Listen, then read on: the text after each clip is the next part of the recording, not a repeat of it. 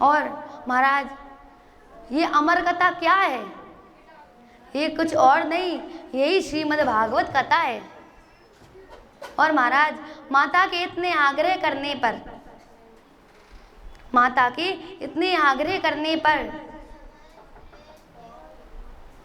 भोले बाबा ने उन्हें से कहा कि मैं आपको कथा श्रवण कराऊंगा और आप कथा श्रवण करना, लेकिन जब एक वक्ता हो और कई सारे श्रोता हों, और अगर उनमें से एक दो तीन कितने भी अगर श्रोता सो जाएं तो कोई फर्क नहीं पड़ेगा, परंतु अगर एक ही वक्ता हो और एक ही श्रोता हो, और अगर वही श्रोता सो जाए तो महाराज बहुत फर्क पड़ेगा, हमारी भागवत जी का अपमान होगा। और महाराज हमें श्रीमद् भागवत जी की कथा कभी व्यास मंच के पीछे बैठकर श्रवण नहीं करनी चाहिए, ये भागवत जी में निषेध है।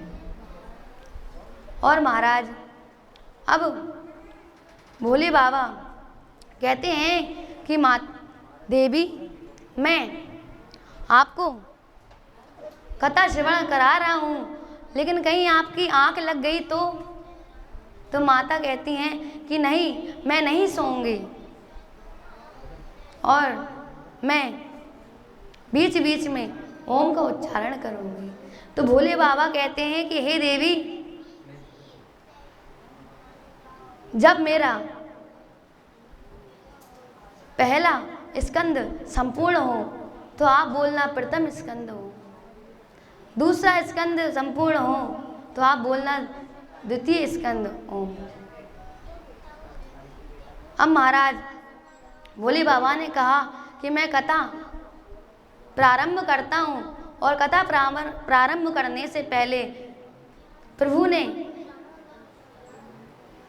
3 बार डमरू बजाया। और महाराज पहली बार डमरू बजाया तो सारे पशु पक्षी उड़ गए, दूसरी बार डमरू बजाया तो महाराज वहाँ पर एक गर्विणी चिड़िया बैठी हुई थी, गर्विणी तोती चिड़िया बैठी हुई थी। तो महाराज वह एक अंडा दे देती है, और जब तीसरी बार डमरू बजाया तो वह उस अंडे में चोंच मारकर उड़ जाती है। अब महाराज भगवान ने कथा प्रारंभ की। अब जब प्रथम स्कंद हुआ तो माता ने बोला प्रथम स्कंद ओम, दूसरा स्कंद हुआ तो माता ने बोला द्वितीय स्कंद ओम। ऐसे ही महाराज मैं नवम स्कंद तक उच्चारण करती रही, और जैसे ही नवम स्कंद आया तो भगवान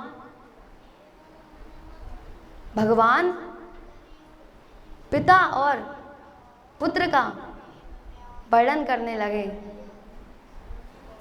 तो अब महाराज माता की आंख लग गई। अब महाराज वहीं एक पेड़ की डाल पर शुक नाम का तोता बैठा हुआ था। तो महाराज वह तोता कोई और नहीं था, वह हमारे सुखदेव जी हैं। और महाराज जब माता की आंख लग गई तो सुखदेव जी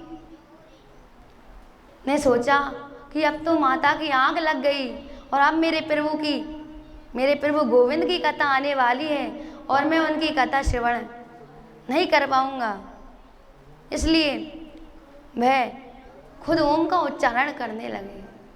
क्योंकि अगर वे ओम का उच्चारण नहीं करते तो वह गोविंद की कथा श्रवण नहीं कर पाते। अब महाराज सुखदेव जी ओम का उच्चारण करने लगे।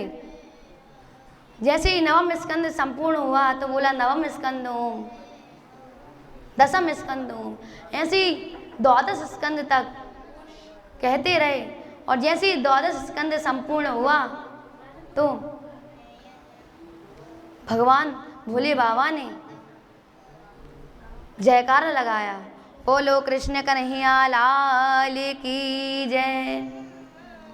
अब महाराज जैसे ही प्रभु ने जयकारा लगाया तो माता की आंख खुल गई और मैं कहने लगी कि हे प्रभु, कृष्ण भगवान का जन्म हो गया क्या? तो भोले बाबा कहते हैं कि हे देवी, आपकी आंख लग गई थी क्या? तो माता बोलती है, हाँ मेरी आंख लग गई थी। तो महाराज अब भोले बाबा सोचने लगे कि जब माता की आंख लग गई थी तो ये ओम का उच्चारण कौन कर रहा था?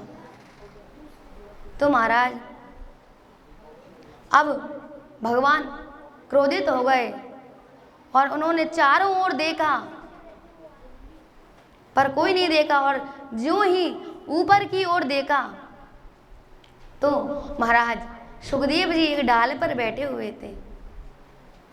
अब महाराज भोले बाबा त्रिशूल को हाथ में लेकर खड़े हो गए और कहने लगे कि हे सुखदेव जी, आप इस कथा के अधिकारी नहीं थे।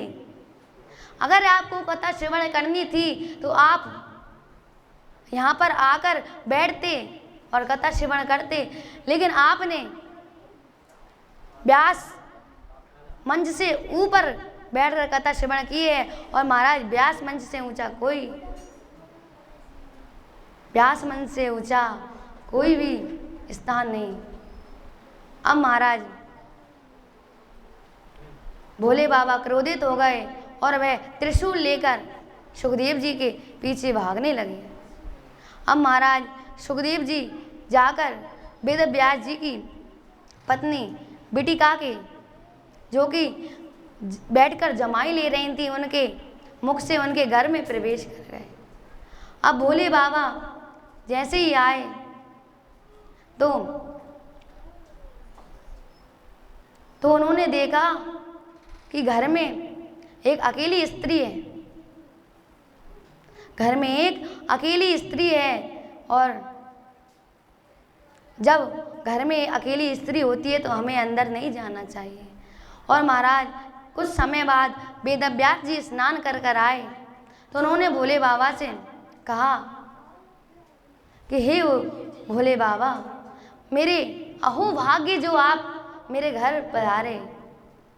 और तुलसीदास जी ने बड़ी सुंदर चौपाई लिखी है, सेवक सदन स्वामी आगमनु, मंगल मूल अमंगल दमनु। अब महाराज वेद व्यास जी ने शिवजी से पूछा कि हे भोले बाबा, आपका आगमन कैसे हुआ, क्या कारण है, जरा बतलाइए। तो महाराज भोले बाबा कहते हैं कि आपके घर में एक चोर घुसा हुआ है। तो महाराज वेद व्यास जी हंसने लगे, कहने लगे कि मेरे पास ऐसा है क्या जो चोर मेरे घर चोरी करने आएगा। तो महाराज वेद व्यास जी से भोले बाबा कहने लगे कि वह मेरी अमर कथा चोरी कर भागा है और मैं उसे दंड दूंगा। तो महाराज वेद व्यास जी कहते हैं कि जब उसने अमर कथा का पान किया है तो वह तो अमर हो गया, फिर आप उसे कैसे मार सकते हैं। तो महाराज भोले बाबा वहां से चले गए। अब महाराज वेद व्यास जी ने ध्यान किया और देखा कि उनकी पत्नी के घर में एक बालक है।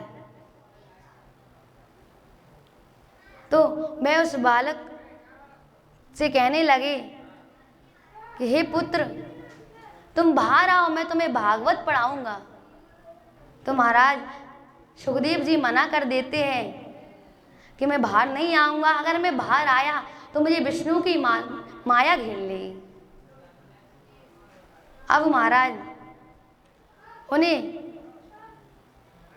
माता बिटिका के घर में रहते हुए 12 वर्ष बीत गए।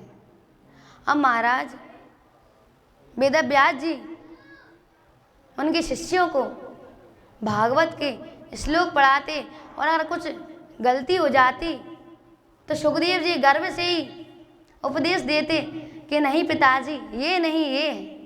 तो महाराज ये सुनकर वेदव्यास जी बड़े प्रसन्न होते हैं। वही देखकर प्रसन्न होते हैं कि मेरा पुत्र गर्व से ही इतने बड़े उपदेश दे रहा है, और जब ये जन्म लेगा तो कितना विद्वान बनेगा। तो महाराज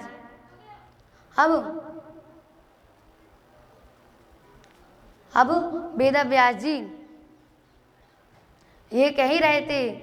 अब महाराज सुखदेव जी ही एक ऐसे मनुष्य थे जो कि भगवान की माया में नहीं आए, और ऐसा कोई नहीं हुआ कि जो भगवान की माया में ना आया हुआ। और महाराज सूत जी महाराज उनकी प्रशंसा करते हैं। यम प्रव्रजंत मनुपेतमपेत कृत्यम द्वैपायनो विरह कातरया जुहाव पुत्रेति तन्मयतया तरवो विनेदोस् तम सर्वभूत हृदय मुनिमानतोस्मि। अब महाराज सुखदेव जी जन्म लेते हैं और वे जन्म लेते ही जंगल की ओर भागने लगते हैं। और महाराज वेदव्यास जी कहते हैं कि पुत्र रुको, परंतु सुखदेव जी पीछे मुड़कर नहीं देखते, क्योंकि वे जानते थे कि अगर मैंने पीछे मुड़कर देखा तो मुझे विष्णु की माया घेर लेगी। और महाराज वेदव्यास जी ने बहुत कहा, लेकिन मैं नहीं रुके, क्योंकि महाराज जिस प्रकार आकाश से जब एक पानी की बूंद गिरती है और जब वह जमीन पर आ जाती है तो वह मिट्टी में लिपट जाती है, मल्ल में लिपट जाती है।